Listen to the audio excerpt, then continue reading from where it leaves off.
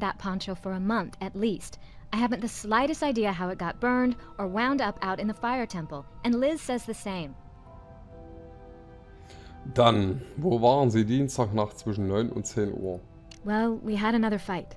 Sort of the aftershock following the big quake. If you've ever been in a relationship that had a bad bump, well, you'll understand. Anyway, Liz stormed out and was gone so long that I got worried. Got in my car and drove around for hours looking for her. Um wie viel Uhr hat Liz das Haus verlassen? Geez, I don't know. I mean, I was so upset, I'm not sure. Close to 6, I think. So you were out driving around? Yeah, I went everywhere. All the places we usually go, you know? I got home maybe midnight, and Liz came in about 10 minutes later. Gibt es Zeugen für die Zeit zwischen 9 und 10 Uhr? Really, I don't know. I hardly knew where I was at that point, and I sure don't remember now. Was genau ist zwischen Ihnen und Bob Kästner passiert, das ihn veranlasst hat, Sie zu belästigen? You already know our high school history. Add that to him being a bigot, full of hate, who came out of a hideous, dysfunctional family. What it comes down to, he couldn't handle me choosing a woman over him. So finally, enough was enough. The phone call harassment, the cab constantly driving by, a stalker on wheels. You flagged him down, you got in the cab, you said you wanted to talk, only you were burning mad, enough to burn him out of your life. Permanently. All that turpentine around your place? Plus you know your way around fires, thanks to Liz. Bob wouldn't cooperate, so you lit a fire under him. Literally. I did not. He was a beast, a monster. But taking a life is not my way. It's not who I am. It's against everything I believe, foreign to every fiber of my being.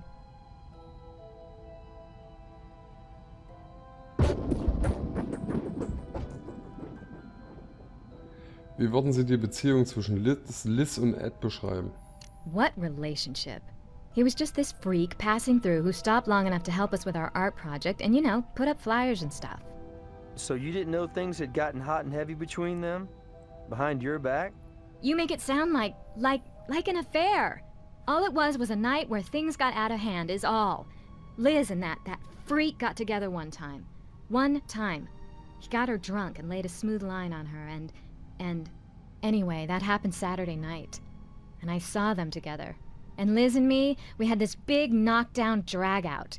Not physical, just verbal, but a big fight, okay? And she promised me it was just this one time. It would never, ever happen again. She went and set this bonfire to show the fling was flung and she would cleanse herself and our space of the creep. And, like I said, she was kind of drunk. Fire about got out of control.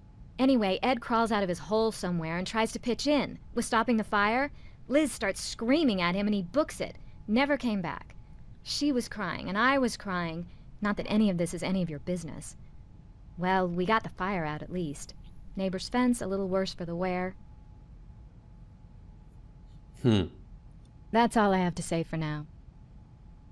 Na dann, wenn das alles war, gehen wir nochmal zum Brass ins Büro. Denn da gibt es jetzt den... I already gave it to Nick. Meet him out at the miniature golf course. Oh, and Ed's story about taking a cab to the bar on Saturday? Didn't check out. Good thinking, nailing him on the specifics during questioning. Cab company has no record of a fare there on that day.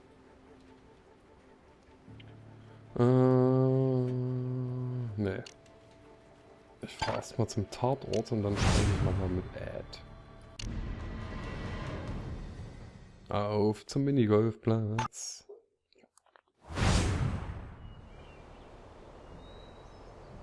Good luck.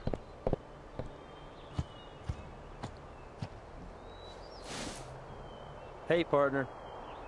I checked out Ed's bedroll in the windmill. Nothing useful in it. If he had any other clothes, he got rid of them.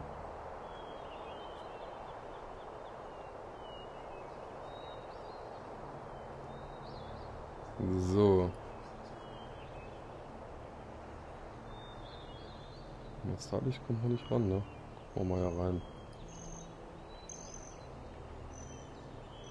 Peace-Fahne. Appears Ed didn't like having a hole in the middle of his suite. Stuffed something in there. Hat er was reingesteckt ins Loch? Man, what are you, the club pro? Didn't hear the ball come out the other end, though, so let's take a look.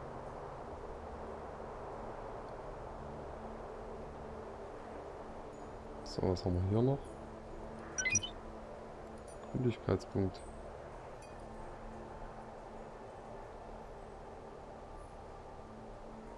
Okay. Hier ist also nichts mehr. I can see something stuffed in there. One more ball ought to do the trick.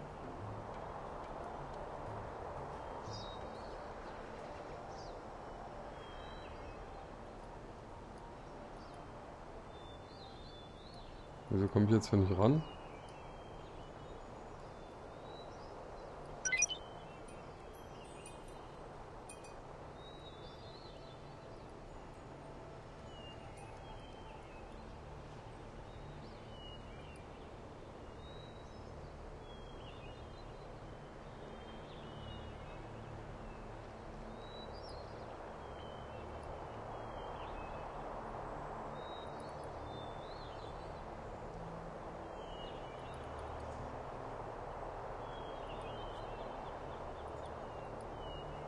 Ja.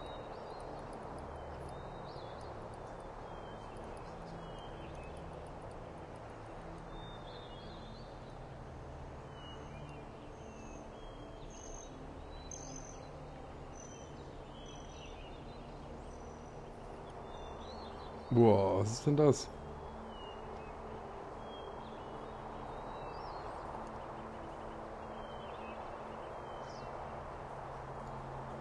Ah, alles klar.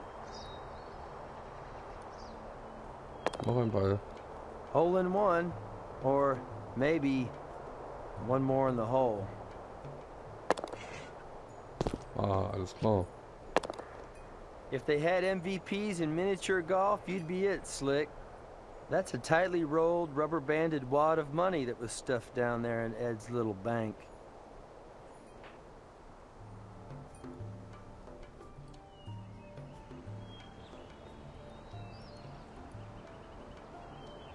Good job.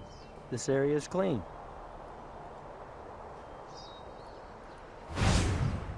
Geld. Sieht aus wie mehr wie $15. Zack. This may answer the question of why the cabbie had no money on him. Or in his vehicle. Ah. Ein Haar.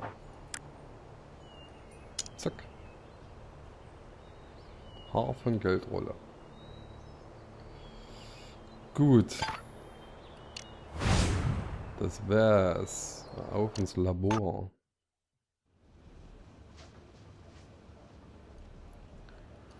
Vergleichen wir mal die Haare miteinander. Das Haar. Huch. Das Haar. Und das Haar. Nope. Those Nope. two don't match. Gleich Liste DNA. Nope. Those two don't match.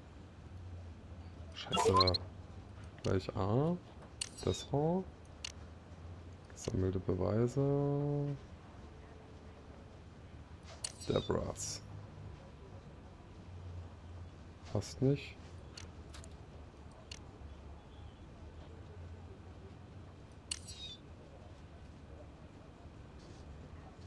Passt nicht.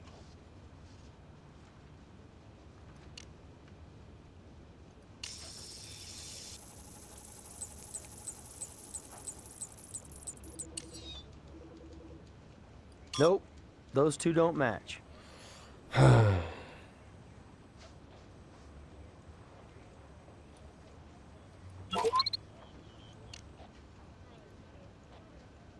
Schade.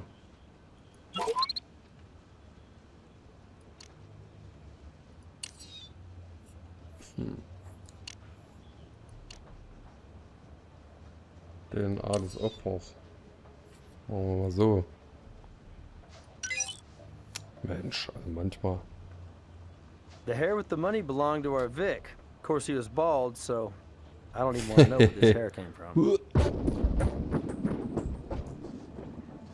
Der Ed gibt einen Haftbefehl. Dann schauen wir mal. Zu Captain Jim Brass.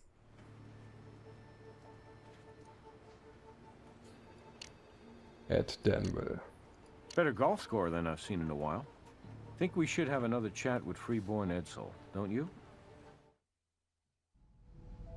Hallo Ed. Etwas Komisches ist heute in der Minigolfanlage passiert, bei Loch Nummer 8. Funny strange or funny hysterical? Hysterically strange. My partner here scored a hole-in-one with 2 balls. You lost me at hello. Lassen Sie mich helfen, ich habe eine Menge Geld gefunden. Schon eine Ahnung? Oh, you mean my hidey hole. Well, sure, no problem, my brothers. I can explain that. No, let me. After Liz tossed you out, you had no place to stay and no money. So you came back Tuesday night, you found your hostess is gone, and you helped yourself to 15 bucks. Oh, and for warmth on a cool Vegas night, you stole Deborah's poncho. I don't know what you've been smoking, Captain Brass, but it can't be legal. Und Diebstahl auch nicht, ebenso wie Mord. You knew that poncho and the record of harassment would implicate Deborah in Bob's burning. And you were pretty pissed off at the cab driver anyway for just generally being a small-minded jerk. You know, a free spirit like you. You took the turpentine, too. Evidence pre-selected to put the blame on the fire goddesses. Settling a grudge or two, even as you built your bankroll from nothing to something. It was easy to find Bob's cab to hail. Hell, he kept driving up and down in front of Deborah's. You told the cabbie to take you to the foundry yard. When you got there, you doused him with turpentine and threatened to set him on fire if he didn't give up his cash. He gave you the money, but you lit him up anyway. The flash fire singed your hairs and the poncho. Once out of the cab, you ditched the turpentine can and slid through the fence. In a hurry to get away, you tore your jeans. Then you ditched your clothes and shoes and headed back to Deborah's, where you planted the poncho in the temple. So you got his money, but you really wanted to get even with the women, and maybe with Bob himself. You got it wrong. I doused the guy, okay? And he handed over his money, but I didn't want it. I was just trying to scare him out of being such a bastard to Deborah, right? I lit a match, but I was just trying to scare him. He went for my hand and the match dropped and we both got burned. And you just grabbed the money to save it from the flames. Be cool! It could have happened that way, right? And if it didn't, if I did do it the way you say, then all I really did was rid this beautiful planet of one ugly bigot. And you should give me a medal, not put my ass away. Maybe I was sticking up for those fire goddesses and their lifestyle. And mine. All we really wanted to do was live free, to spread the love. And the bigots of the world, the Bobs of the world, they're the ones that deserve to get burned. You said it yourself, Mr. Freeborn. You and Bob both got burned. And where you're going, you'll find a lot of people living alternative lifestyles, including white supremacists like the late cab driver. You'll have plenty of opportunity to spread the love. Dun dun dun. Well, that's one dude I don't mind roasting in the can. All this talk of heat, though, I'm ready for a soda. You want one? I'll meet you in the conference room right after Grissom gives you his eval. Oh, jetzt kommt die schlechte Bewertung. All right, here's your evaluation. For evidence, you found everything there was to find. For hints, you didn't need many at all. And, at the end of the day, you followed the evidence to a clear conclusion. I can't argue with that. Good work. You did very well, though as I noted, there's still some room to improve. I'm giving you an above-average grade. And by the way, thank you for all the new specimens you found for my collection.